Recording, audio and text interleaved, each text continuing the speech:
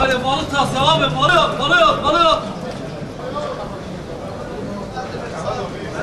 Ne çıkmasa attı.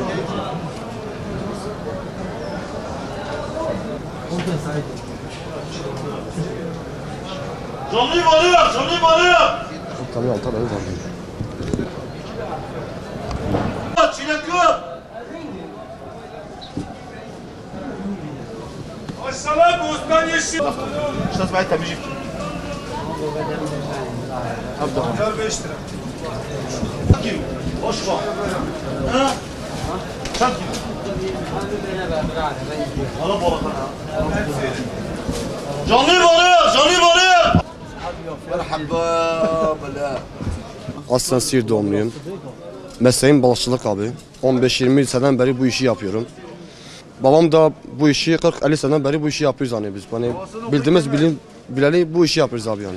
Abi saat 5 gibi kalkıyoruz. Sabah namazımızı kılıp 5'e doğru falan Batman'a gidiyoruz abi. Ondan sonra balımızı günlük taze ve getirmeye çalışıyoruz hakkı için abi. Ondan sonra işimizin zorluğu var yani yok değil. Var yani hamsi dahi temizliyoruz. Hani şu an baktığımızda en çok zahmetli olan balık hamsi. Onu dahi Siirt hakkını temizliyoruz.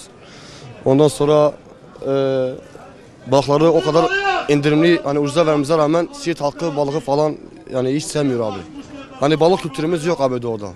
Hani başka yerlerde falan millet 50-60 kasaba satıyor, biz burada 10 kasa zar zor satıyoruz.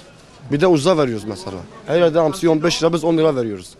Alabalık yerde 25 biz 20 lira veriyoruz. Çupra 35-40 lira biz 30'a 25 lira veriyoruz abi. Ama işte yen yok abi. Keşke yesek.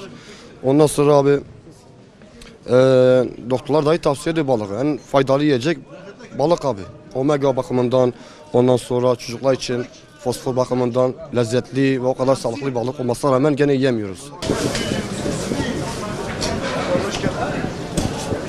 Canlı geldi abi.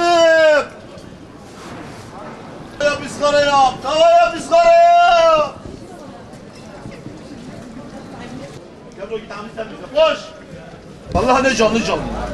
Allah saat 9.30'da getirmiş. 5 lira. Alamam. 20 lira.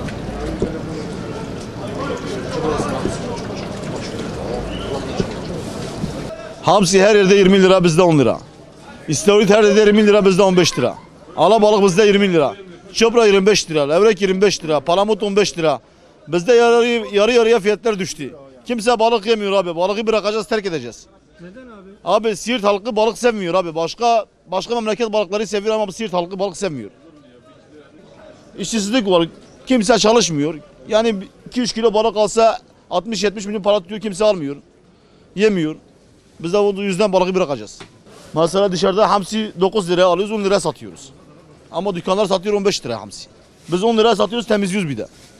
Her balıklarımızı temizliyoruz. Ama gelen yok, giden yok. Bugün 10 kasa balık getirmişim, daha bir kasa balık satmamışım. Ne çıkmasa attı.